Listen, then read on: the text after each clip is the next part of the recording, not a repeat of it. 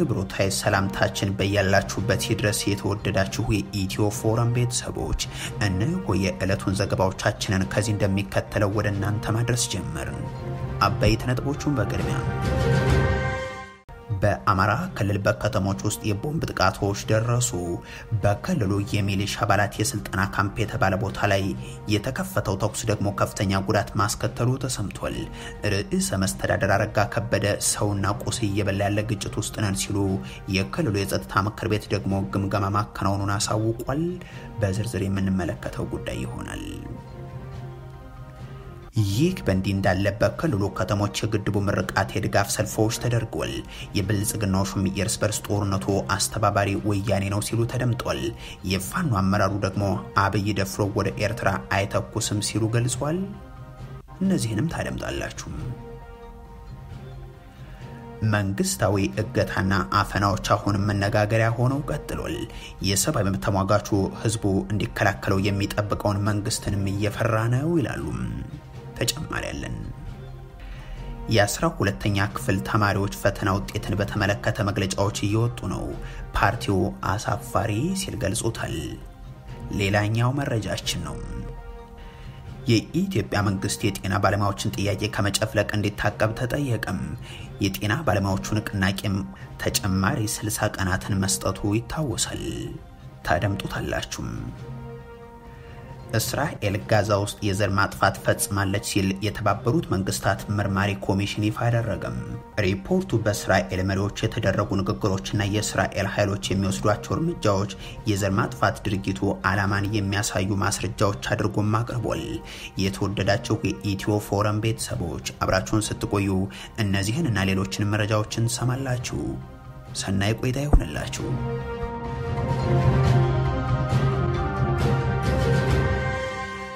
በአማራ ክልል በከተሞች ውስጥ የቦምብ ጥቃቶች ተፈጸሙ። በክልሉ የሚሊሻ አባላት የስልጠና ካምፕ የተባለ ቦታ ላይ የተከፈተ ተኩስ ደግሞ ከፍተኛ ጉዳት ማስከተሉ ተሰምቷል።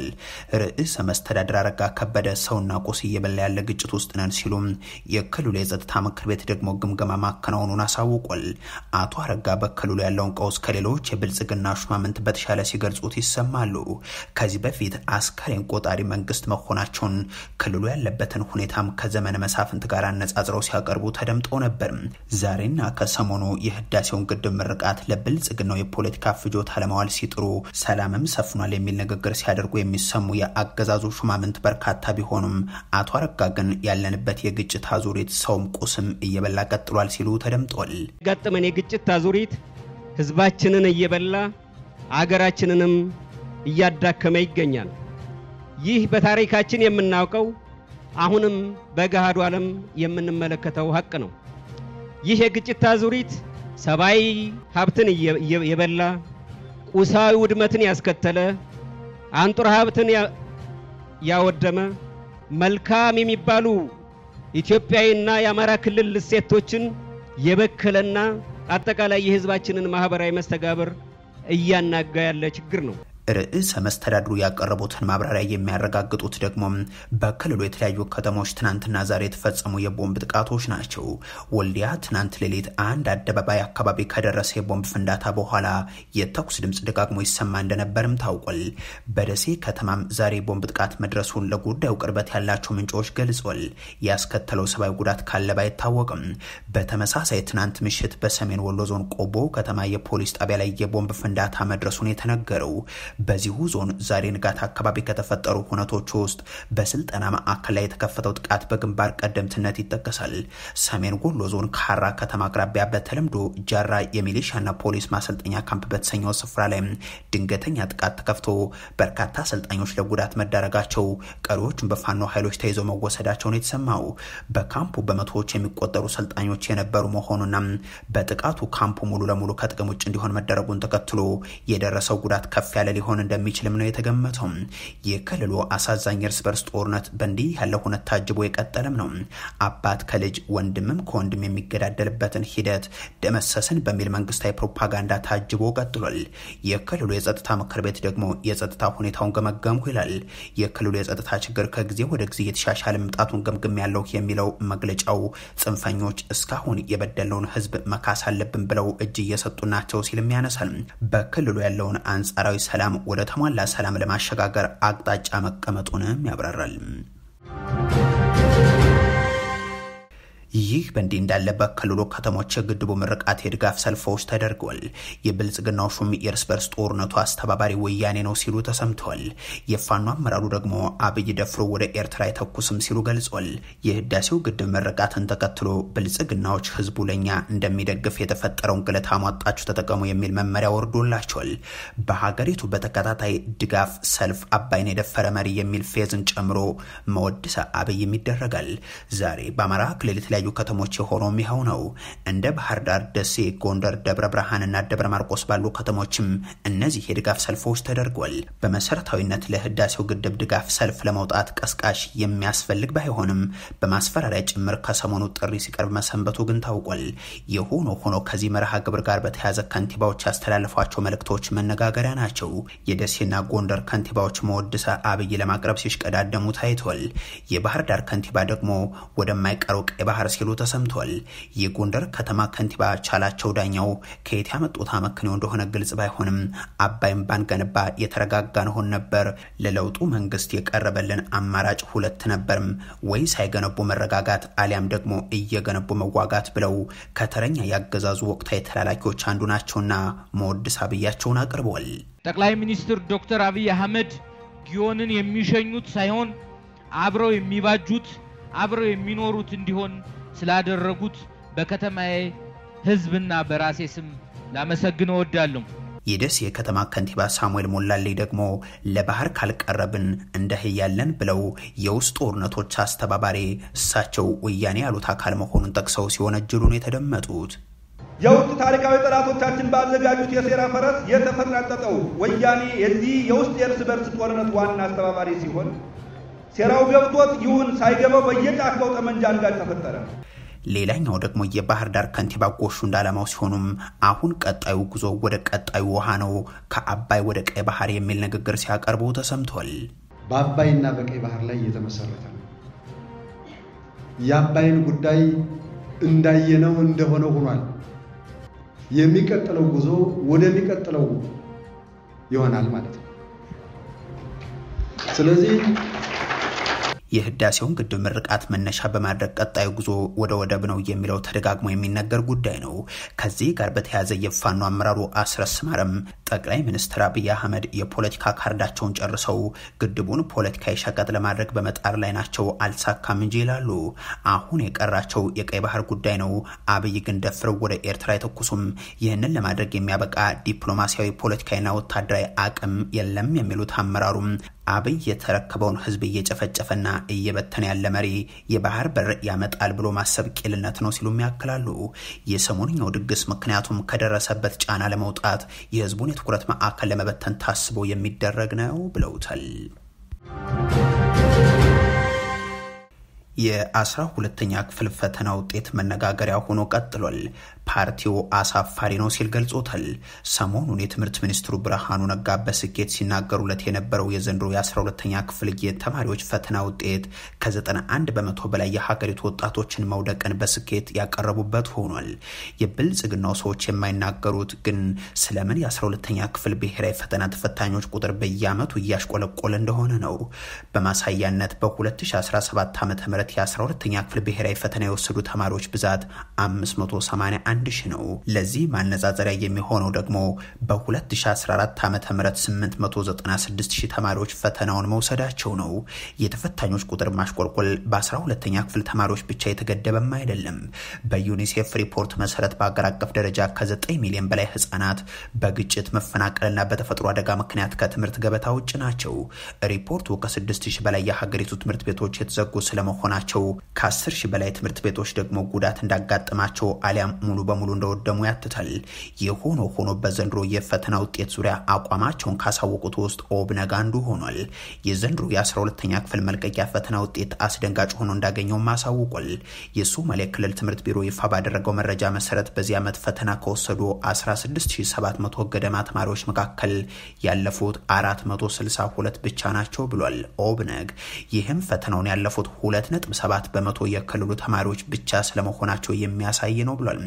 97 በመቶ የሚሆኑት የሶማሌ ክልል ተማሪዎች መውደቃቸው ምንም የተሻሻለ ነገር እንደሌለ የሚያመላክት ነው ሲል አንስቶ ይህ ውጤት የሶማሌ ክልል አስተዳደር ውድቀትን የሚያመላክት ብሎታል። ባለፉት 7 ዓመታት የሙስጠፋ መሐመድ አስተዳደር በትምህርት፣ በውሃ፣ በጤናና በሌሎች የልማት ተግባራት ላይ የሰራው ነገር የለም ሲል ገልጾ አስተዳደሩ በሙስናና በቁጥር ጨዋታ ውስጥ ይገኛልም ብሏል።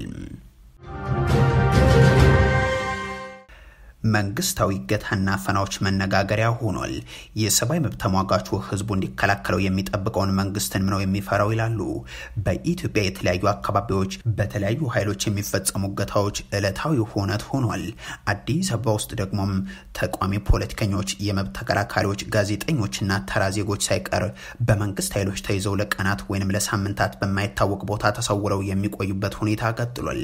ቢቢሲም ይህንን መንግስታዊ አፈና በተመለከተ ምሁራንን አናግሯል። በህገ መንግስታዊና ዓለም አቀፋዊ ጉዳዮች የፖለቲካ ምሁር የሆኑት አደም ካሴም በዋናነት በጸጥታ ኃይሎች በተደጋጋሚ እየተከሰተ ያለው ሰዎችን እገታ የሚመስል ሁኔታም አፍኖ መያዝ መንግስታዊ ህገ ወጥነት እየተስፋፋ ስለመምጣቱ ማሳያ ነው ይላሉ። ዋነኛ ዓላማው በጋዜጠኞች፣ በተቃዋሚዎች፣ በሲቪል ማህበረሰብ አባላት በአጠቃላይ ደግሞ በህዝቡ ዘንድ ፍራቻን ከመፍጠር ያለፈ መሆኑንም ይናገራሉ። ምናልባትም በዋናነት መንግስት ውስጥ ባሉ ሰዎች ላይ ፍራቻን የመፍጠር ዓላማ ሊኖረው ይችላል። የራሱ ሰዎች ስልጣናቸው ምንም ይሁን ምን የመንግስትን ሚስጥር ቢያወጡ ወይንም ከመንግስት ፍላጎት ቢያፈነግጡ እንዲህ አይነት እጣ እንደሚገጥማቸው ለማስፈራራት ያለመ ሊሆን ይችላል የሚለውንም ያስቀምጣሉ። ይህ ድርጊት የሚፈጥረው ፍራቻ ህገ ወጥነትን ያስፋፋል፣ ስርዓትን ያፈርሳል፣ ለወንጀል መበራከትን በር ይከፍታል፣ በህግ ላይ ያለ መተማመንንም የሚያጠፋ ነው ይላሉ። ይህ ክስተት በመንግስት መዋቅር ውስጥ ስርዓት አልበኝነት እንዳለ የሚያሳይ ምልክት ነው የሚሉት ደግሞ ስማቸው እንዲጠቀስ ያልፈቀዱና መቀመጫቸውን አዲስ አበባ ያደረጉ የህግ ባለሙያ ናቸው። የህገታና የመሰወር ድርጊት የሚፈጥረው ስጋት በሰለባዎቹ ላይ ብቻ ሳይሆን ሌሎችም ላይ ሊጋባ የሚችል ነው። ስለዚህ መልእክቱ ከታፈኑት ባሻገር በተመሳሳይ መስክ ላይ ለሚገኙ ሌሎች ዜጎች ጭምር ከመሆኑ በተጨማሪ በህዝቡ ውስጥም ፍርሃትና ስጋትን እየፈጠረ ያለ ነው ብለውታል። የሰብአዊ መብት ጉዳዮች አማካሪ የሆኑት ያሬድ ኃይለማርያም እንደሚሉት ደግሞ ሰዎችን በማፈን የመሰወሩ እርምጃም ለመንግስት ስጋት የሆኑ ሰዎችና ቤተሰቦቻቸውን በማስደንገጥ ጫና መፍጠር ሲሆን የሚቀጥሉ ከሆነ የከፋ ነገር እንደሚገጥማቸው መልእክት ለማስተላለፍ ያለመ ነው። በአሁኑ ወቅት ህዝቡ ታጣቂዎችን ይፈራል፣ በተጨማሪም ይጠብቀኛል የሚለውን መንግስትን ይፈራል የሚሉት አቶ ያሬድ በህገወጥ ቡድኖች ሲያፍኑ መፍትሄው መንግስት ነው ይባል ነበር፣ አፋኙ መንግስት ሲሆን ወዴት ይኬዳል በማለትም ይጠይቃሉ። የኢትዮጵያ መንግስት የጤና ባለሙያዎችን ጥያቄ ከመጨፍለቅ እንዲታቀብ ተጠየቀም። የሀገሪቱ የጤና ባለሙያዎች ንቅናቄ በድጋሚ ሊጠራው የነበረውን የስራ ማቆም አድማ በ2 ወራት እንዲራዘም ማድረጉን መግለጹ ይታወሳል። ይህ የ60 ቀናት ተጨማሪ ጊዜ የተገቡ ቃሎችን አፈጻጸም ለመጠበቅ ስለመሆኑ እንዳሳወቀ መዘገባችንም አይዘነጋም።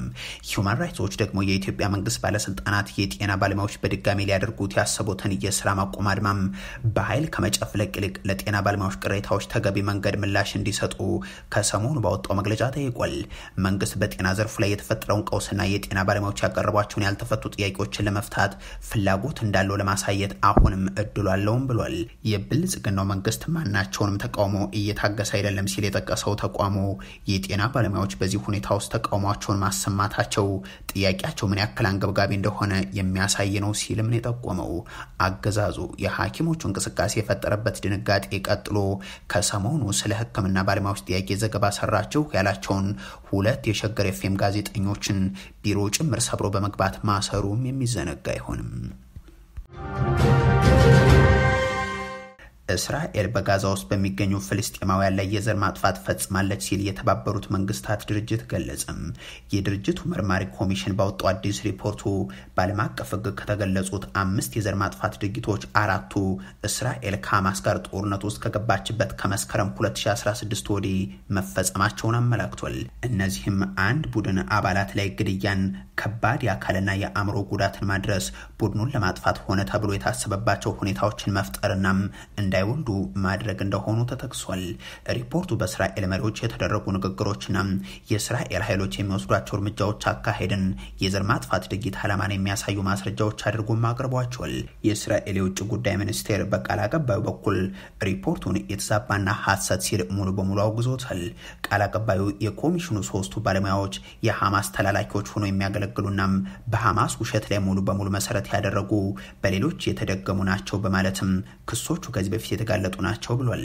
2 ዓመት ሊሞላው በተቃረበው በዚህ የእስራኤል ዘመቻም ቢያንስ 65,000 ፍልስጤማውያን ጋዛ ውስጥ መገደላቸውን በሐማስ የሚመራው የጤና ሚኒስቴር አሳውቋል። 3 አባላት ያሉት ገለልተኛው ዓለም አቀፍ መርማሪ ኮሚሽን የሚመራው ደቡብ አፍሪካዊቷ የቀድሞ የተባበሩት መንግስታት የሰብአዊ መብት ጉዳዮች ኃላፊና የሩዋንዳ የዘር ማጥፋት ወንጀል የዓለም አቀፍ ፍርድ ቤት ፕሬዝዳንት በነበሩት ናቪ ፒላይ ነው። አዲሱ የኮሚሽኑ ሪፖርት የእስራኤል ባለስልጣናትና ወታደሮች በአውሮፓውያኑ 1948 በተቀመጠው የዘር ማጥፋት ብያኔ ላይ ከተገለጹ 5 የዘር ማጥፋት ድርጊቶች መካከል 4ቱ በጋዛ ውስጥ ፍልስጤማውያን ላይ መፈጸማቸውን አመልክቷል። ለዚህም ኮሚሽኑ በሪፖርቱ የዘር ማጥፋት ማሳያ ያላቸውን የተፈጸሙ ድርጊቶችን በማስረጃነት አቅርቧል። በዘር ማጥፋት ኮንቬንሽኑ መሰረት የዘር ማጥፋት ድርጊት ህጋዊ ፍቹን ለማሟላት ፈጻሚው አካል ከነዚህ ድርጊቶች አንዱን የፈጸመው ቡድኑን ሙሉ በሙሉ ወይንም በከፊል ለማጥፋት በማሰብ እንደሆነ መታወቅ አለበት ይላል። ኮሚሽኑ የእስራኤል መሪዎች ያደረጓቸው ንግግሮችንም የተመለከተ ሲሆን ፕሬዚደንት አይዛክ ሄርዞግ፣ ጠቅላይ ሚኒስትር ቤንያሚን ኔታንያሁና የቀድሞ የመከላከያ ሚኒስትር ዮአቭ ጋላንት የዘር ማጥፋት እንዲፈጽም አነሳስተዋል ብሏል። በተጨማሪም የእስራኤል ባለስልጣናትና በጋዛ የሚገኙ የእስራኤል የጸጥታ ኃይሎች አካሄድን መሰረት በማድረግ ሊደመደም የሚችለው የዘር ማጥፋት ዓላማ ብቸኛው ምክንያት መሆኑን ነው ይላል። ኮሚሽኑ ያፈጻጸሙን ሁኔታ ሆነ ተብሎ ታይቶ በማይታወቅ መጠን ፍልስጤማውያን ላይ ከባድ መሳሪያዎችን በመጠቀም መግደልና ከፍተኛ ጉዳትን ማድረስ፣ በሃይማኖታዊ ባህላዊና የትምህርት ቦታዎች ላይ ስልታዊና ሰፊ ጥቃቶችን መፈጸምና ጋዛን በመክበብ ነዋሪን ማስራብ ተፈጽሟልም ብሏል። የእስራኤል መንግስት ግን እርምጃውን የሐማስን አቅም በማውደም ላይ እንጂ በጋዛ ህዝብ ላይ ያነጣጠረ እንዳልሆነ አጥብቆ ሲከራከር ይሰማል። የተወደዳችሁ የኢትዮ ፎረም ቤተሰቦች ለዛሬ ያሉን መረጃዎች ይህንን ይመስሉ ነበር። አበቃን።